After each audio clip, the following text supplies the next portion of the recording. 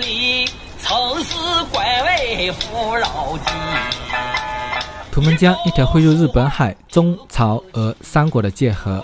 随着1858年中俄瑷珲条约的签订，东北自此失去了出海口。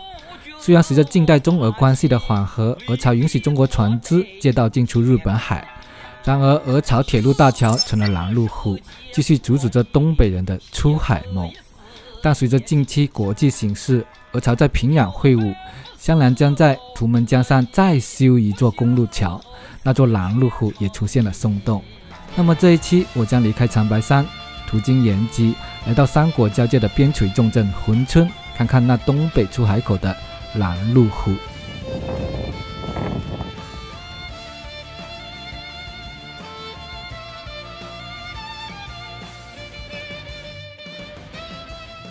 经过3个小时，终于从长白山来到了延吉。这里呢，也就是我们中国朝鲜族最多的地方啊！我看到我身后吗？就是网红墙。延边大学的对面就是网红墙。从长白山过来之后呢，就只是一直来这里拍照，连住的地方都还没找。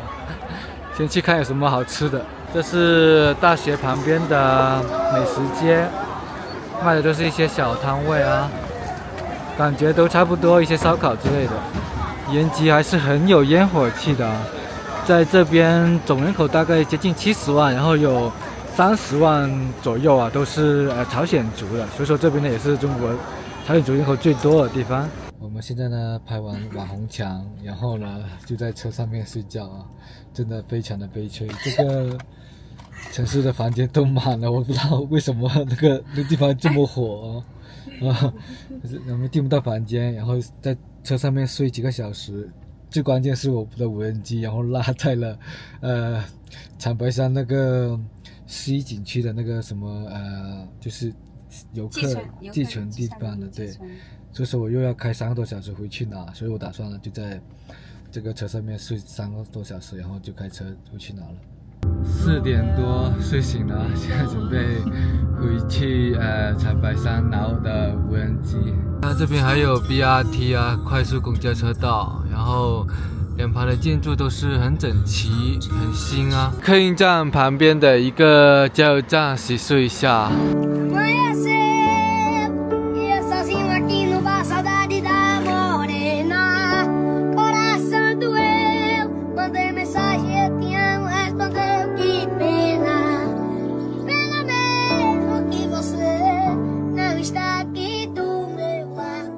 又开了3个多小时，回到这里来，终于把无人机拿到了啊！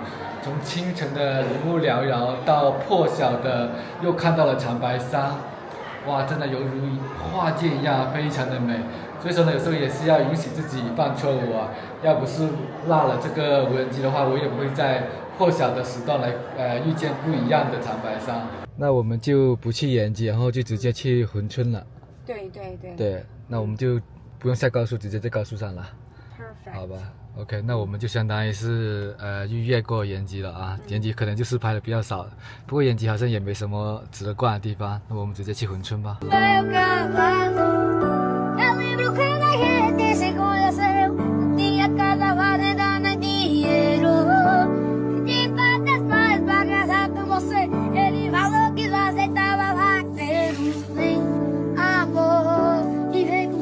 开了4个多小时，终于从长白山来到了珲春。这里呢也是3国交界的地方啊，从俄罗斯、朝鲜还有中国。这里呢是一个地级市，所以说人口很少，只有24万啊。我们就在这里住一天，明天就来逛一下这里吧。我一出高速呢，我就被交警拦住了，然后交了一个罚单，扣了3分，200块，说我在那个入隧道的时候，然后超速了。然后呢，但是我的区间是 OK 的。但而且我看他是拦了很多人，而且我的罚款，而且是交给他们，当地什么第几大队的交警的，所以说值得怀疑啊。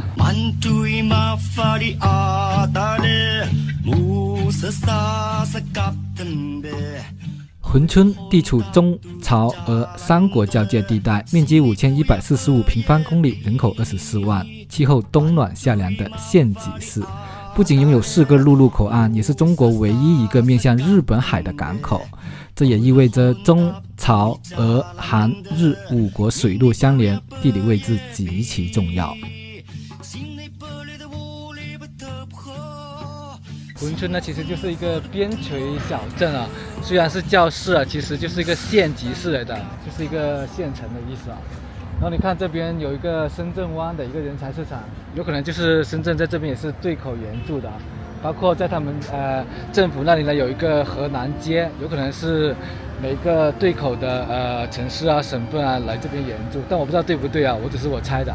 我们站在这个珲春的边陲小镇这里啊，你看到吗？对面有一个很豪华的一个建筑群啊，有点那欧式的感觉，大家猜一下它是干嘛的啊？在镇上的一些商店基本上都是跟俄罗斯啊、朝鲜有关的一些旅游的啊。然后还有就是宾馆之类的了。哇，这边还有狗肉的，对，因为朝鲜族也是吃狗肉的嘛。然后那1600的话，这3天就只是在海参崴一个地方玩。其实你在那就玩1天。你玩1天？那个去的时候1天在路上，回来的时候1天在路上。那就是玩1天啊。那这边有朝鲜游吗？朝鲜现在不行。还不行。是什么时候停的朝鲜游？疫情之后他就一直在没开。就疫情前是可以的。对，疫情前是可以的，可以去旅游，那边有赌场，一般去都是去赌场。朝鲜可以去赌场的吗？对呀，朝鲜有。恋歌广场这个名字好听吧？其实就是 KTV 一条街啊。这个县级市呢，它的总人口是24万，其中呢汉人占了53%多的。然后朝鲜族呢反而不是占多，是30%多。这个边陲小镇还是有很多俄罗斯的游客来这边旅游的哦。刚才我们在那里坐了一下，看到好多那个酒店大厅啊，全部都是俄罗斯的游客。所以这边呢，除了我们去那边旅游，他们也会过来我们这边旅游的。这里呢，过去海参崴是俄罗斯远东最大的城市了。这个十字路口这里看起来非常的有意思啊，可以看到一些招牌都是有3国语言的。有朝鲜语、中文，还有俄罗斯语，而且这边路上呢是有很多俄罗斯的游客的啊。看到前面就有一堆俄罗斯的游客了，因为这里呢离海参崴很近，很多海参崴那边的游客也会过来这边旅游的。Believe it？ 对，Do you speak Chinese？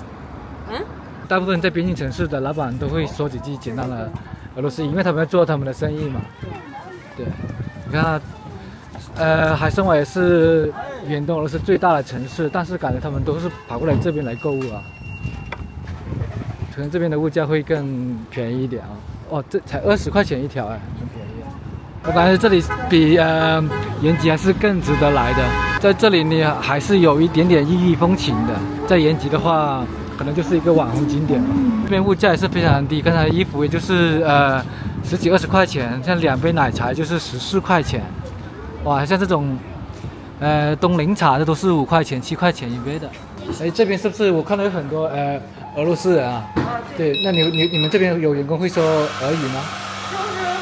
可以简单的沟通。点单是没问题的。对。他们大部分不会说中文的。对，不会说中文。好。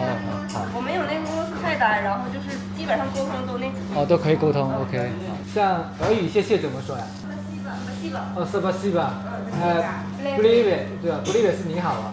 你好是，Glassy。这一整条商业街还挺长的。这边也有星巴克、肯德基。上网榴莲有活动啊。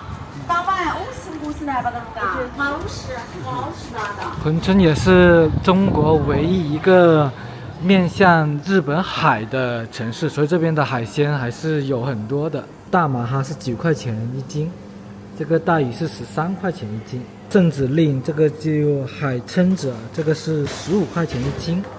俄罗斯人来了，他也是要跟团的，可以待1个星期。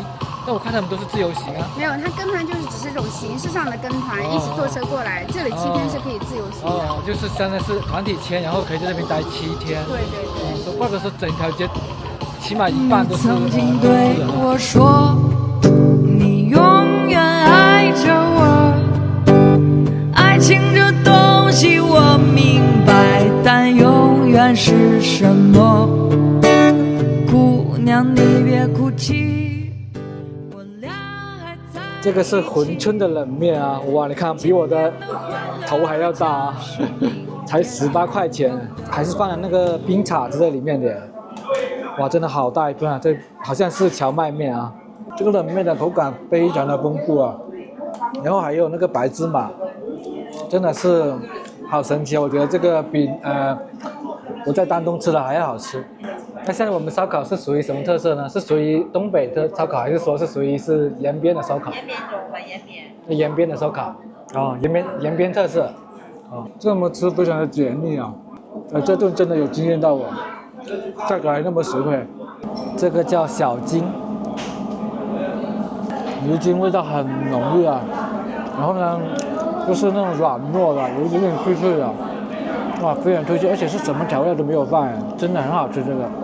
相信大家来珲春呢，都是去一眼望三国，但希望大家不要被他就把你给带走了，希望大家留一点时间来逛逛这个边陲小镇，来品尝一下当地的美食和这边的质朴。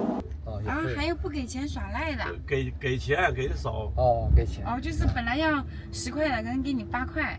5块钱。哦，5块钱啊。我疫情之前没有疫情的时候，我拉了一个俄罗斯男的，啊，打表上珲春口腔治牙，对，打表打了8块钱，那阿拉板数字是全世界通用吗？对对，不能看懂，我让他看表，数字嘛，对，看表，对，他不看，就给我5块钱。其实这边还是会有2个价格，就是看他是俄罗斯人，然后就给他另外一个价格。你就打个比方，就是来洗澡都比中国人贵。但你这边有没有接到过朝鲜啊？这不是3国交界吗？北朝鲜没有，他们都在工厂里上班，不让他们出来。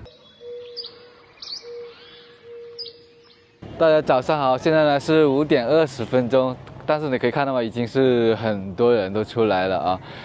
这个珲春的，这是东早市，就是在那个珲春公安局东北的方向这边还有现抽的羊奶啊。我们往这边逛一下吧，看还有什么新奇的东西。现挤的、现抽的。这个需要加热还是直接喝的？没有要加热，要去煮的，要烧开的。对，这个怎么卖的？10块钱一袋，1斤1斤2。就是1升。这个桃子10块钱3斤。对，这边李子然后这边是2块钱1斤啊。哇，蓝莓才12一斤啊，买了1斤多，18块钱，好多啊。这个早市其实不是很大，其实都是一些市民自己来这边自发的摆摊。当然这边好像也是要政府然后规划，然后你要摇号才有这个资格来摆的。那价格也算挺便宜，大部分的水果都是在10元3斤，还是热的啊。买2块3块5，还是不错的味道。500一根，有没有便宜的？便宜的。对。买的人最多的是这样的20块钱一根的。20块钱一根。然后50块钱一根的。80块钱一根的。100块钱一根的。这样子。200、300。这边是贵的这边。跟老板给我们介绍，这边是15年的，这边是20年的，对，这边是30年左右的。这个叫松花粉参考，它怎么吃的？就是冲水吗？还是？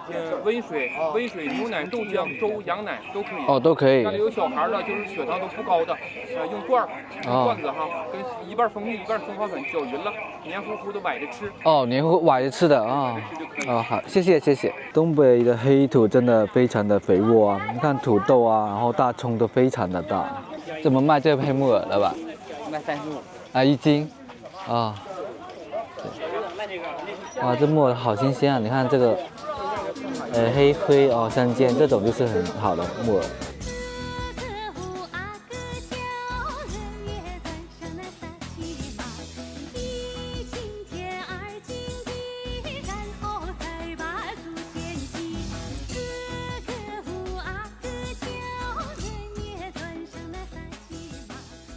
我身后呢就是珲春河啊，这呢也是土门江的下游啊，也是流进珲春市境内最大的河流了，总长呢是接近200公里的。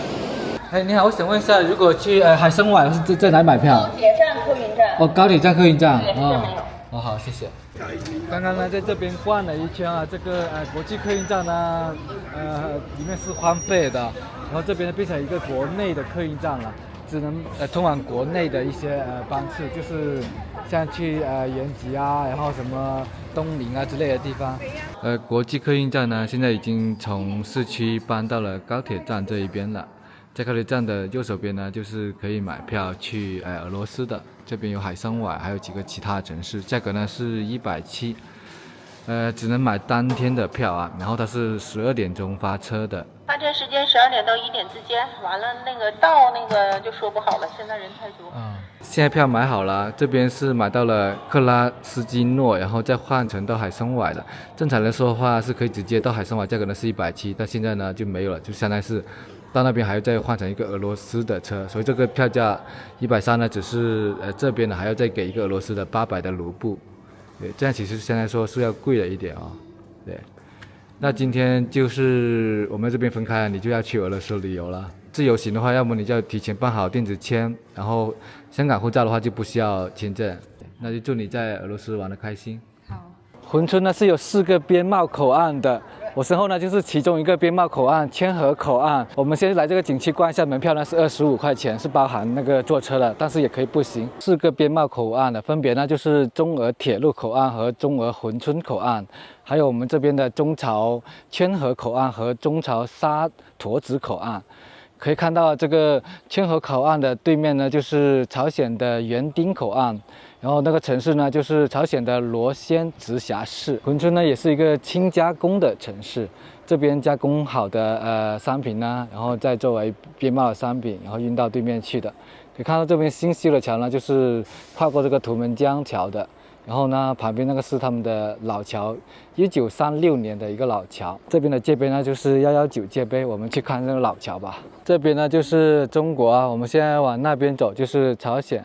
我们脚下这个就是图们江，看到朝鲜那边好像比较少，基本上看不到人嘛，不是说比较少人。那边应该是一个边防的还是工业区，不清楚，去看一下吧。我们来观察一下对面的朝鲜吧，有听到那些提醒吗？严禁向对面喊话、挥手、放飞无人机、严禁拉横幅、网络直播、物质敏感画面等违法违规行为。如发生上述行为，不服从管理，将是情节轻重，依法律法规严肃处理。严禁拉横幅、网络直播、物质敏感画面等违法违规行为。这边是帆船景区的价格啊，门票是70，然后坐车是7块钱，所以说全价票是77。自驾的话，车只能开到景区门口停啊，我停在了这边，非常难找车位。然后呢，就在这边坐他们景区的车来游览的。旁边呢就是一个东方第一村，感觉就是一个建的一个美食城啊，其实没必要逛的。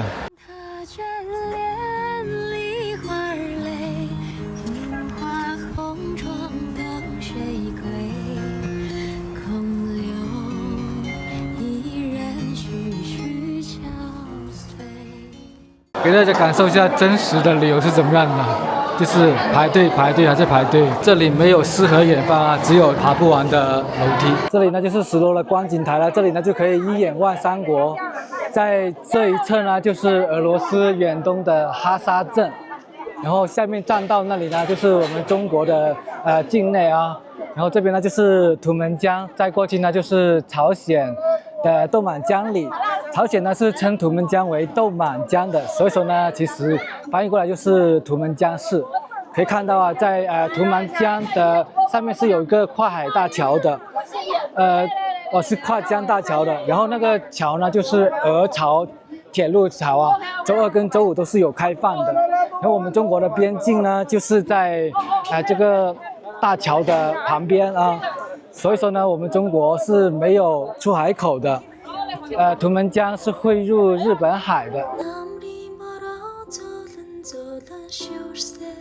与我们隔江相望的是朝鲜罗京新丰市的劳动区豆满江洞，人口约13000人，主要设施有学校、医院、木材加工厂、火车站等，是1991年朝鲜批准对外开放的经济发展区，在疫情前也是朝鲜唯一外国人不需要签证便可进入的地区。草俄铁路大桥对岸便是俄罗斯滨海边疆哈山区的包德格尔纳亚镇，人口约800人，其中大部分为铁路工人，还有极少数的农民和家属。中俄爱辉条约导致中国失去北方唯一一个出海口，但当时中国仍然保留图们江口的通航权。然而在1950年代，苏联以对朝鲜运送军事物资名义修筑了这座高度仅9米的拦路湖。插个局外话，俄罗斯在吞并克里米亚之后也干过一样的事。好消息是，随着国际形势的变化，这拦路湖有了松动。但向中国开放图们江出海口，也威胁到俄罗斯和朝鲜在日本海的港口业务。但无论如何，这也是东北人迎来出海梦最有机会的时刻。可以看到吗？刚才就在那个观景台那里，现在已经走到栈道的尽头了。这里呢，可以看到有个栅栏，那里就是中国的边界线啦。前面就是朝俄铁路大桥，这边星期2跟星期5啊，每一个星期有2趟的火车的，他们之间的贸易。